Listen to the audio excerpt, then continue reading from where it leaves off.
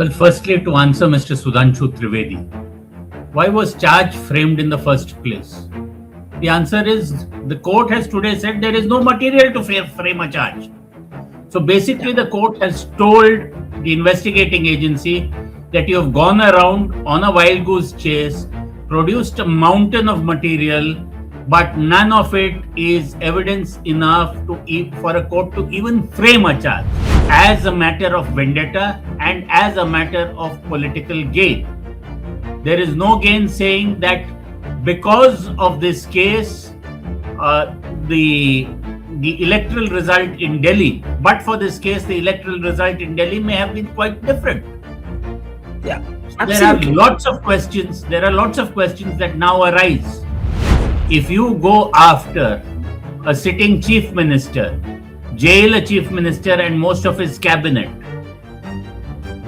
on material which does not stand up in court, at the very least, I think some heads should roll in the CBI itself. Who was it who authorized this prosecution? Who was it who signed off on this charge sheet? They have much answering to do. And if I was the head of the CBI, I would have an internal inquiry and fix responsibility. And a CBI director with a conscience would probably take something like the doctrine of collective responsibility very seriously.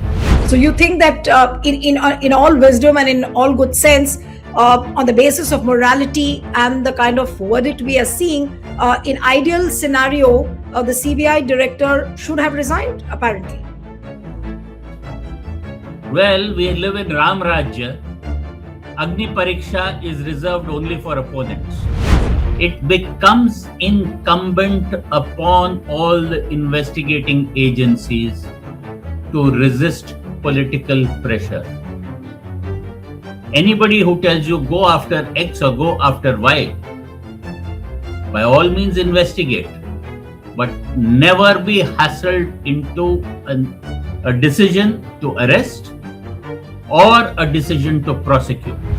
I hope that the investigating officers take a cue from what has happened to the investigating officer in this case.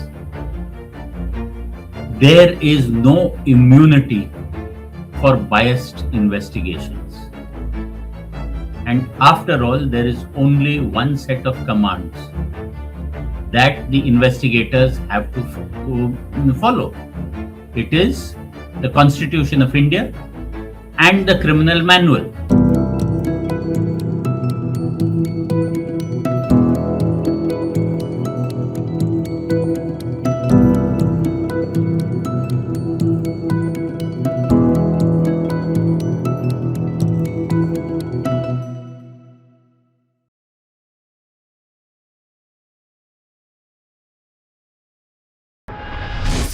Hello and a warm welcome to HW News Network, your one-stop show, truth be told, for some engaging and thought-provoking conversations.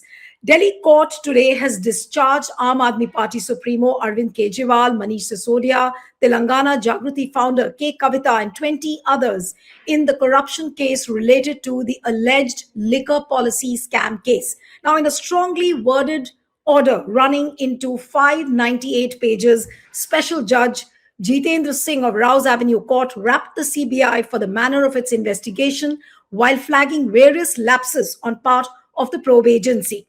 Now, the court found that the prosecution failed to place any material showing that the then Delhi CM, Arvind Kejriwal, accused number 18 in the case, received or facilitated receipt of bribe money. Now, the allegations against him were based on statements of co-accused or witnesses, but the court noted the absence of independent corroboration connecting him to any criminal conspiracy.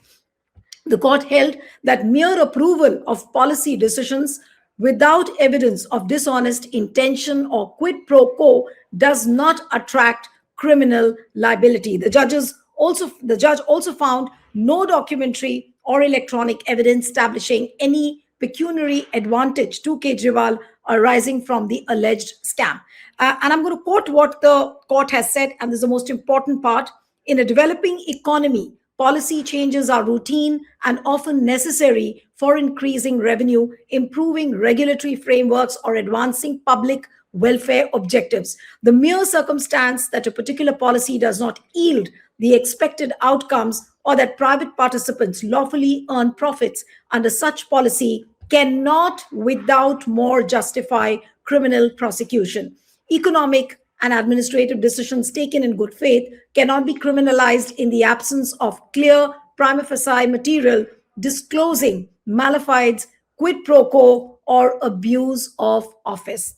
This was the most important part of the judgment which came today, and obviously it's good news for Arvind Kejriwal, Manish Sisodia, Aam Aadmi Party, and also for K. Kavita Rao. So after this verdict came, what I'm told is that Sudhanshu Trivedi of the BJP, he held a press conference and he said that lower court acquitted them due to lack of evidence. This is a technical issue, but if the charges were baseless, one must ask how were the charges framed in the first place. So we'll try and discuss this case. Joining me this evening is veteran Supreme Court lawyer and constitutional expert Sanjay Hegde. So thank you so much for joining on HW News. And my first question to you is, what does this acquittal of Arvind Kejriwal and Manish Sisodia and K. Kavita Rao actually show? And the way the CBI and the investigative agencies have been admonished by the court? Well, firstly, to answer Mr. Sudhanshu Trivedi, why was charge framed in the first place? The answer is the court has today said there is no material to frame a charge. So basically, the court has told the investigating agency that you have gone around on a wild goose chase, produced a mountain of material, but none of it is evidence enough for a court to even frame a charge. So the question is, who brought in a half-baked case? Who authorized it? Or was this case used primarily as a matter of vendetta and as a matter of political gain? There is no gain saying that because of this case, the electoral result in Delhi, but for this case, the electoral result in Delhi may have been quite different. Yeah. So there are lots of questions. There are lots of questions that now arise. The CBI was famously called a caged parrot. Now it appears to be a falcon which has been let loose to specifically target people. Right. But Mr. Hegde, Sudhanshu Trivedi further in that press conference says that CBI will take the necessary steps regarding issues like destruction of mobile phones and SIM cards during the investigation. And he also said that our party leaders will give a structured reply once all the facts and details of the verdict are examined. Now, do you think that BJP still has a scope of going ahead with this case? See, it's not the BJP, it's not the Congress or any political party that in law is in charge of the case. It is the government of India and the investigating agencies which are supposed to be independent. The independence of these institutions and the manner in which they are operating has come into serious question. If you go after a sitting chief minister, jail a chief minister and most of his cabinet on material which does not stand up in court, at the very least, I think some heads should roll in the CBI itself. No, but right. But Mr. Hegde, I'm a little confused about what Mr. Sudhanshu Trivedi is trying to say, and deliberately I've started with what he said. In fact, he's saying that if Congress or Kejriwal's allies are happy or worried about the verdict is a matter of debate. But one has to think critically, how did the court permit the framing of charges if there was no evidence? Now, I'm not able to understand what he's trying to say. Well, he is trying to speak to an audience which simply laps him up. Yeah, I am telling you that in law that there is, the court just said, look, there is no material to frame charges. You've produced a ton of paper, but in all that ton of paper, you have not connected Mr. Kejriwal and the others with enough evidence to persuade the court to frame charges. So there were no charges. The investigating agency filing a charge sheet is one thing. Well, it means that the investigating agency says, I've found this, I've found this, I've found this, etc., etc., etc. And therefore, I have filed a charge sheet and I am asking the court, sir, now please start the trial, and then you frame charges based on the material. The defense is entitled to take all the material and say, now let's take all of it to be true. Yeah. Even if all of it is true, there is no material to connect or to form the ingredients of the offense that you allege. What was the allegation? The allegation was that there was a change in the policy. The change in the policy was actuated by bribes, that there was a financial benefit. Now, other than statements of people who were in custody, who were obviously not statements which were recorded before a magistrate, that's the only material you have. Can you establish the money trail by any other means? No. It appears that the court has simply said that there is not enough evidence to tell people that, okay, I am going to try you, and let's have a trial based on these charges that I proceed to frame. Right. But Mr. Hegde, the court has also very clearly said, and I'm going to quote again, that the prosecution's theory of an overarching conspiracy failed to find force and that the narrative suffered from internal contradictions. Now, who should be held up for this? All the narrative, the entire media which went after Arvind Kejriwal, the entire, remember those BJP press conferences day in and day out, who were labeling Arvind Kejriwal, who were labeling Manish Sisodia. How can this situation be compensated? And you raised a very valid point that the Delhi election results could have been different. Now, can Arvind Kejriwal and Manish Sisodia, or for that matter, even Aam Aadmi Party, can they challenge the election results of Delhi on the basis of this verdict? No, they can't challenge the election results of Delhi. Okay. That's a separate thing altogether. But they can certainly go to the people and say, look, all this was done to us, but we have remained unscathed. Now, it is up to the people of Delhi to pass further judgment on those who arranged this prosecution and those who survived this prosecution. Right. But do you think that investigative agencies like CBI will not go hammer and tongs again? Maybe it's not Kejriwal now because Kejriwal is acquitted. Maybe it's another Kejriwal maybe in any other state. And then again, they will start commenting on the policy decisions. So are there going to be some lessons learned? Will the court pass some orders which can be a deterrent for the ruling party so that they don't err again on this line? See, there are supposed to be safeguards, checks and balances. When the prosecuting agency goes and finds material, it is also incumbent upon them to seek legal advice. The legal advisors also must actually examine the evidence with a critical eye and say a case is made out or not made out. This case will stand in court or will not stand in court. All those questions need to be raised. Who was it who authorized this prosecution? Who was it who signed off on this charge sheet? They have much answering to do. And if I was the head of the CBI, I would have an internal inquiry and fix responsibility. And a CBI director with a conscience would probably take something like the doctrine of collective responsibility very seriously. So you think that in all wisdom and in all good sense, on the basis of morality and the kind of verdict we are seeing, in ideal scenario, the CBI director should have resigned, apparently. Well, we live in Ram Rajya. Agni Pariksha is reserved only for opponents. No, but I mean, can BJP still go ahead and challenge this verdict? And how can it create further troubles for the Aam Aadmi Party or Kejriwal or Sisodia?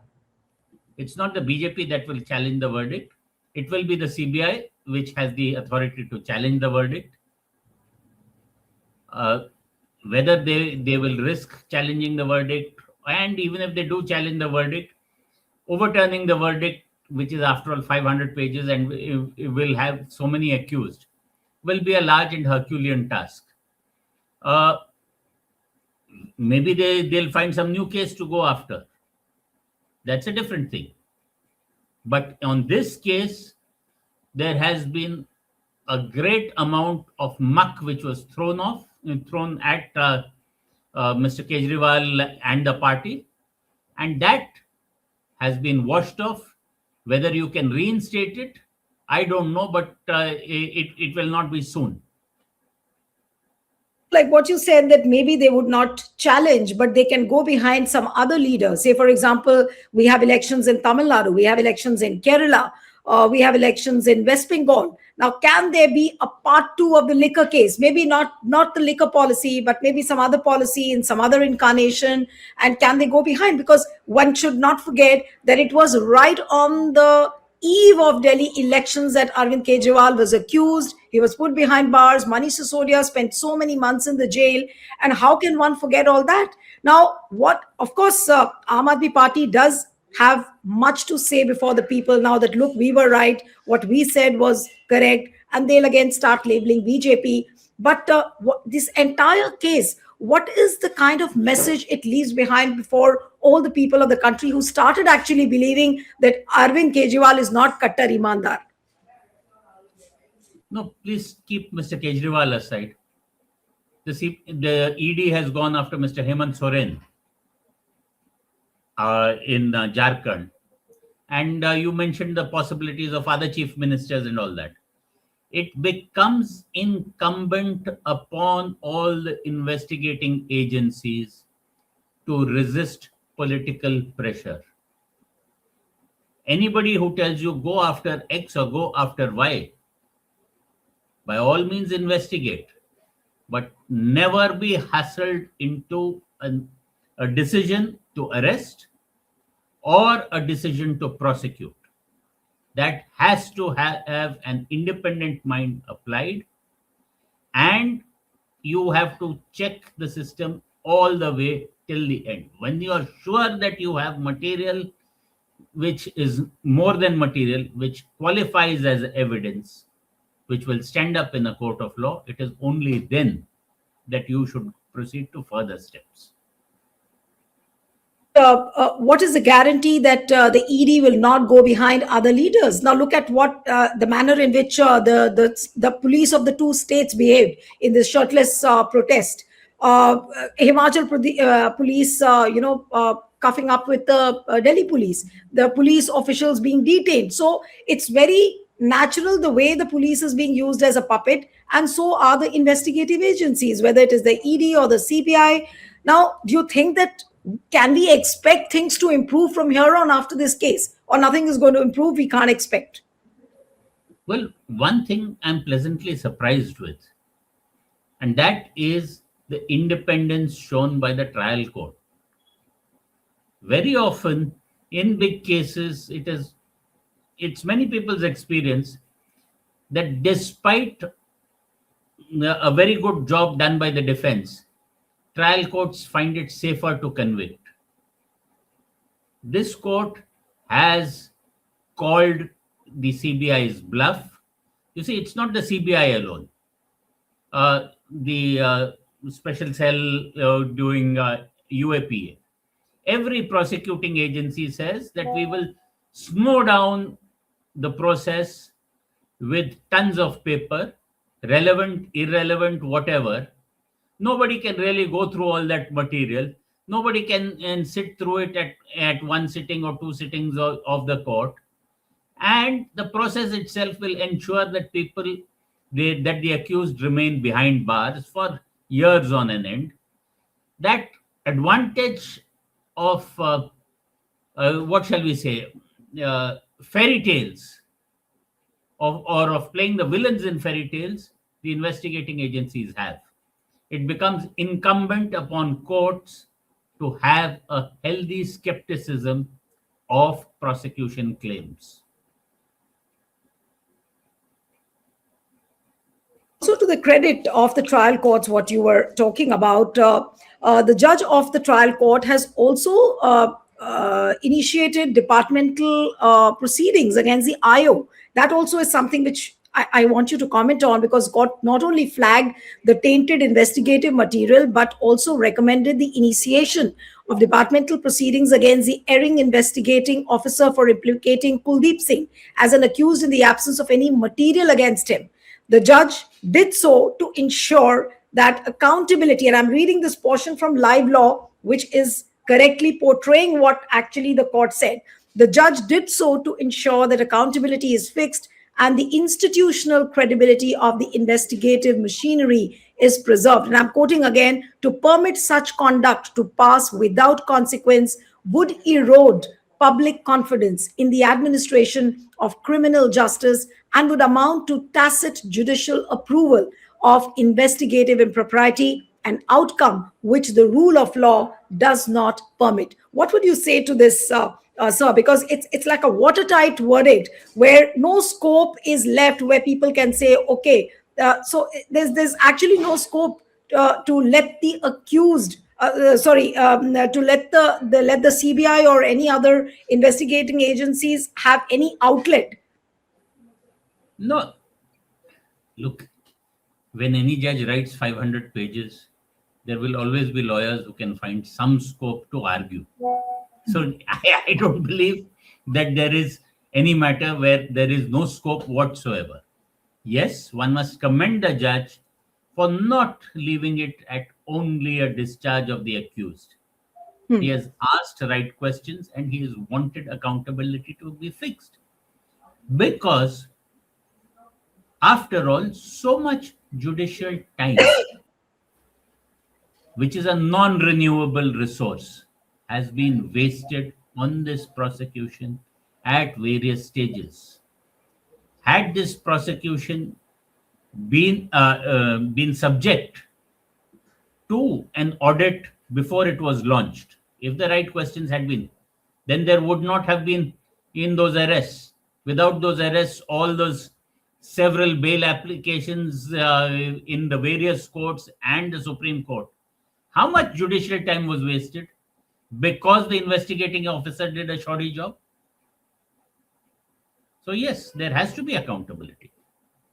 But Mr. Hegde, I'm also worried about the fate of this Rouse Avenue Court judge. Now, can there be a transfer? Can there be some punitive measures? Because obviously it's a verdict which doesn't suit BJP or it doesn't suit the CBI. Well, let's put it this way, that transfers can happen only within Delhi. That is one thing about the Delhi Judicial Service. The second thing is that, like in the IAS, like in several places, there are people who go on and say that we will call it as we see it, and that transfers are part of the game. I also doubt that people will risk unnecessary antagonism with the judiciary. And yes, I'm hopeful that the high courts, which are the supervising courts, will also stand up for their judges.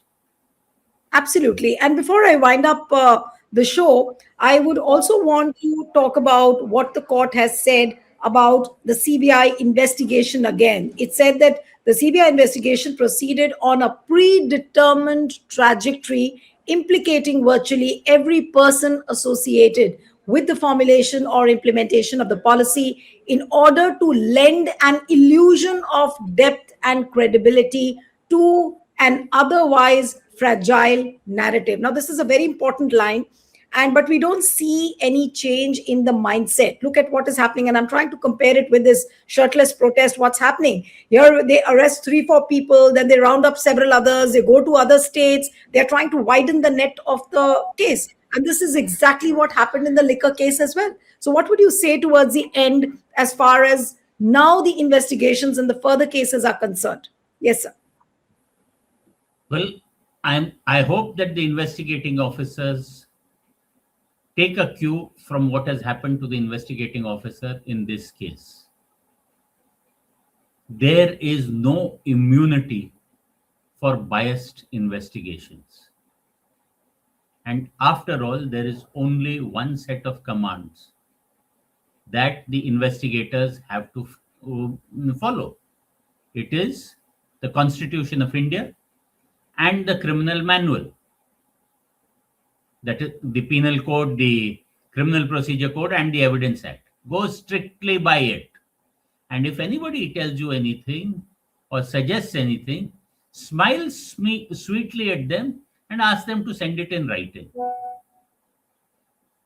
But do you think that this verdict really pricks the conscience of CBI and the other investigative agencies? They would be feeling ashamed.